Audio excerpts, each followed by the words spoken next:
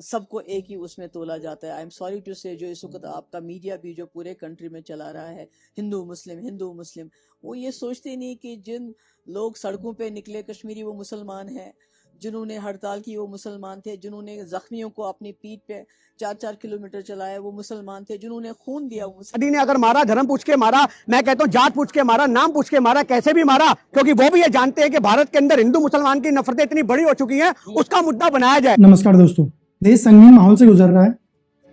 पाकिस्तान के आतंकवादियों ने हमारे जम्मू कश्मीर के पहलगांव में अटैक किया, निर्दोष 27 लोगों का कत्ल किया, धर्म पूछकर कत्ल किया गया। ये वाकया हमारे सामने है। देश की मीडिया से लेके विपक्षी दल, सत्ता पक्ष, सब एकजुट है इस बात पे कि पाकिस्तान को मुंहतोड़ जवाब दिया जाना चाहिए। इंदिरा गांधी ने जो किया था वही फिर से दोहराने की जरूरत है कि हम पाकिस्तान के टुकड़े कर दें।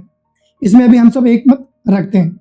हम इसमें भी एक मत रखते हैं कि राजनीतिक वैचारिक मतभेदों को छोड़कर एक हो जाने की जरूरत है, और हम एक हैं, इसमें कोई संदेह नहीं है।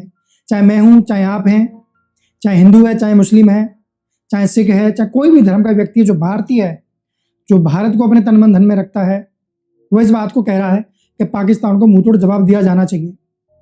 लेकिन इस सब के बीच एक बात मैं आपके सामने रखना चाहता हूं कि इसमें पाकिस्तान की एक मामले में जीत होती हुई दिख रही है, और वो जीत क्या है मैं एक एक करके आपको बताऊंगा।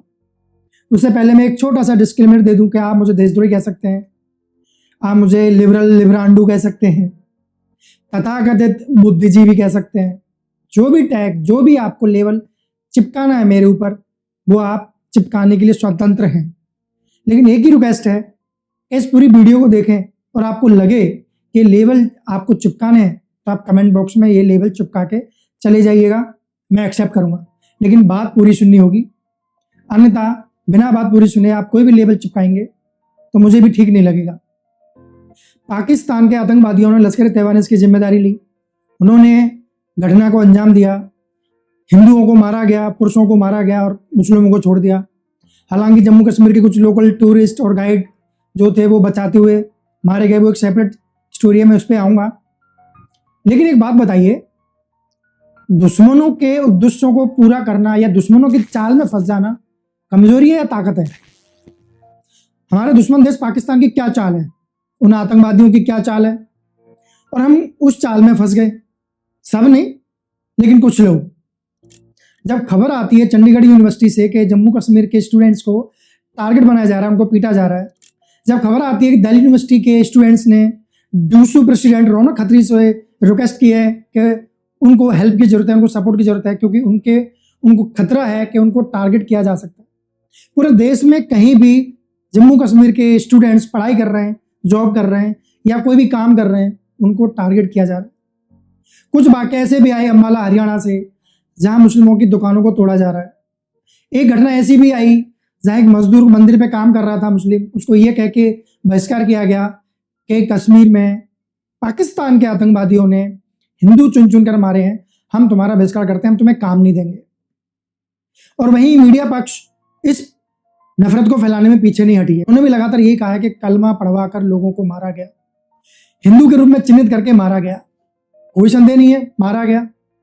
लेकिन जम्मू कश्मीर में इससे पहले बहुत सारे टेररिस्ट अटैक हुए हैं, बहुत सारी घटनाएं घटी हैं, लेकिन इस तरीके से चुन चुन के नहीं मारा गया था। इस बार चुन चुन के क्यों मारा गया, इसमें गौर किया, इसमें सोचा आपने ऐसा क्यों किया? दुश्मन की मंशा क्या है? दुश्मन क्या चाहता है भारत देश में क्या हो? कहीं दुश्मन देश, कहीं लश्कर-ए-तैयबा के आतंकवादी यही तो नहीं चाहते थे कि भारत में हिंदू मुस्लिम का विभाजन और तेज हो और बड़ा हो? धारा 370 हटने के बाद जम्मू कश्मीर में जो स्टेबिलिटी धीरे धीरे आ रही है, वहाँ के लोगों में जो एक्सेप्टेंस आ रही है समूचे भारत को लेके, वो अपने आप को भारत का अंग मानने लगे। हालांकि पहले भी बहुसंख्यक लोग भारत का हिस्सा अपने आप को मानते थे, लेकिन 10, 20, 30% मान लेते हैं कि वो पाकिस्तान के पक्ष में जाना चाहते थे, पाकिस्तान को अपना वतन मानते थे। अगर रेफरेंडम किया जाता तो शायद वो पाकिस्तान चले जाते, मान लेते हैं।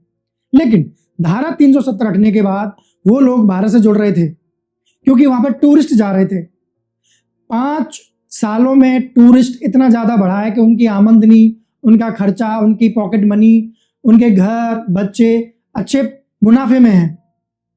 जो घोड़ों का बिजनेस करते हैं, घुड़सवार हैं, जो पहाड़ियों पर चढ़ाते हैं, जो दुकानें चलाते हैं, जो डल लेक में शिकारा चलाते हैं, जो होटल बिजनेस करते हैं, जो ड्राई फ्रूट्स का बिजनेस करते हैं, जो सर्दियों में कपड़ों का बिजनेस करते हैं, they all were in profit and they were slowly connecting to India.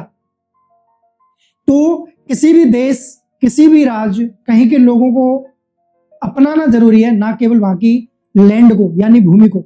Jammu Kashmir हमारा, वहां की धरती हमारी है, वहां के लोग भी हमारे हैं, ये बात मत भूलना। और ये हमने देखा पिछले 5 साल में, ये भारत सरकार की, भारत की सफलता है, बीजेपी की सफलता है कि उन्होंने बहुत कम लेवल पे सीआरपीएफ और जवानों को वहां पे तैनात करा, धीरे धीरे वो कम करते गए। हालांकि उसका खामियाजा ये भुगतना पड़ा कि सुरक्षा में चूक हुई और आतंकवादी हमला करने में कामयाब हुई। लेकिन दूसरी साइड इसकी देखें तो ये भी तो हुआ कि वहां के लोगों में मैसेज तो गया कि ताकत के बल पे, सेना के बल पे यहाँ शासन नहीं किया जा रहा है। विधानसभा चुनाव कराए गए, अमरुद्दुल्ला वहां के सीएम बने, सत्ता उनको दे दी गई। हालांकि लॉ एंड ऑर्डर जो है काफी हद तक सेंटर के हाथ में रहता है, गवर्नर के हाथ में रहता है, फिर भी धीरे धीरे करके वहां स्वायत्ता दी जा रही थी, फ्रीडम दिया जा रहा था और जम्मू कश्मीर के लोग इस बात को पसंद कर रहे थे। और उसी का नतीजा है कि इस घटना में बचाते हुए 2 मुस्लिम भाई भी मारे गए और वहां पे पहली बार तिरंगा झंडा लेके विरोध प्रदर्शन किए जा रहे हैं, मुखालफत की जा रही है, विरोध किया जा रहा है, मजम्मत की जा रही है कश्मीरियों द्वारा पाकिस्तान के द्वारा किए गए इस हमले की। उसने पूरी इंसानियत में मार दिया। Each and every single person of Kashmir, वो ये चीज कह रहा था, we are Indians. Not a single Kashmiri is with this. लेकिन हम तुम आम भारतीय लोग इस दुश्मन के जाल में फंस गए। हम मुस्लिमों को टारगेट करने लगे, हम उनका वॉकआउट करने शुरू करने लग गए, उनके खाने की चीजें, उनके पहनने की चीजों का वॉकआउट कर रहे हैं, उनके होटल्स का वॉकआउट कर रहे हैं, विभाजन पैदा कर रहे हैं। And this is what actually Pakistan wants, कि भारत इनस्टेबिलिटी के दौर में जाए, विभाजन बड़ा हो जाए और उनको वापस से कश्मीर में अशांति फैलाने का मौका मिले। जो भारत की जड़ें वहां मजबूत हो रही हैं उनको कमजोर करने का मौका मिले। आपने सोचा इस बारे में कि हम तो उनके मंसूबों में फंस गए। जम्मू कश्मीर के लोग एक तरफ सड़कों पर उतर रहे हैं, वो दुख में शरीक हो रहे हैं, उन्होंने बाकी जितने लोग बचे थे अपने घर ले गए, खाना पिलाना उनको कराया, उनको रहना दिया, उनको सेफ फील कराया। 1-2 लोग हरामी टाइप के आपको हर जगह मिल जाएंगे, तो उनके हिसाब से सबको एक जैसा मान लेना ठीक नहीं है। सारे मुस्लिम आतंकवादी हैं, इसको ना मान के ये चलें कि अधिकतर लोग मुस्लिम हैं, इसमें है कोई बात नहीं, हम इसको मान लेंगे, लेकिन सारे मुस्लिम आतंकवादी हैं इसको कहने से बचिए। अधिकतर मुस्लिम आतंकवादी हैं इसको कहने से बचिए, ये कहिए बल्कि कि दुनिया में, देश में, हमारे देश में जितनी आतंकवादी घटनाएं होती हैं उनमें अधिकतर मुस्लिम होते हैं। इसको स्वीकार करेंगे, इसको एक्सेप्ट करेंगे। और पहली बात, और इस बात में बहुत अंतर आ जाता है, नैरेटिव में, वैचारिक स्तर पे बहुत अंतर आ जाता है और समाज में जो खाई पड़ती है, बढ़ती है, उनमें अंतर आ जाता है। तो लश्कर तैयबा, पाकिस्तान की मंशा, उनके उद्देश्यों को पूरा करने में सहयोग मत कीजिए। ये मौका है पाकिस्तान के टुकड़े करने का और जम्मू कश्मीर को गले से लगाने का। और जम्मू कश्मीर के लोग, उनकी भावनाओं को देखते हुए बिल्कुल लग रहा है कि वो लोग भारत को, भारतीयों को, यहाँ के शासन को, यहाँ की राजनीतिक प्रणाली को अपना चुके हैं काफी हद तक, और वो इस महत्व को समझ चुके हैं कि भारत के साथ तन मन से रहना कितना जरूरी है और उनके लिए कितना जरूरी है, ना केवल हमारे लिए बल्कि उनके लिए भी बहुत जरूरी है। इसलिए देश में कहीं भी कश्मीर के बच्चे पढ़ रहे हैं, दुर्व्यवहार मत कीजिए, उनकी हौसला अफजाई कीजिए, उनको भी इमोशनल सपोर्ट दीजिए और अपने गुस्से को शांत करके रखिए ताकि वो गुस्सा सही दिशा में चैनलाइज हो सके, बंटवारे में नहीं, एकता में आ सके। कल को आप पाकिस्तान पे कब्जा कर लेंगे, पाकिस्तान को जीत लेंगे और अखंड भारत का सपना पूरा हो जाता है, तो पाकिस्तान के जितने मुस्लिम आएंगे क्या करेंगे? 20-25 करोड़ 30 करोड़ लोगों को मार दोगे? क्या करोगे? सारे मुस्लिमों को देश से भगा दोगे? नहीं, असंभव है। ये बात तो असंभव है। तो what is the practical way? सबका दिल जीतना, विश्वास जीतना, और जो लोग गलत जा रहे हैं उनको जाने दीजिए, शूट आउट कीजिए, ठिकाने लगाइए, भेजिए उनको जहां वो हुरों के पास जाना चाहते हैं। सीधे एनकाउंटर, सीधे ढूंढ के मारिए, स्ट्राइक कीजिए, एयर स्ट्राइक कीजिए, हमला कीजिए, उड़ा दीजिए, नामो निशान में मिटा दीजिए। बलूचिस्तान, सिंध प्रांत बना दीजिए, इंदिरा गांधी जी ने बांग्लादेश बना दिया था, वो करें, लेकिन विभाजन को खत्म करें, क्योंकि कल को पाकिस्तान भी जीतना है तो वहां के लोग भी तो जीतने हैं, वो लोगों पर भी शासन करना है। कहाँ भगाइएगा उनको, कहाँ भेजिएगा? सोचा इस बारे में कभी? जम्मू कश्मीर की धरती चाहिए, लोग भी चाहिए। तो इस बारे में सोचना। अगर मैंने कुछ गलत कहा हो तो कमेंट करके बताएं। आपके विचार स्वागत योग्य हैं।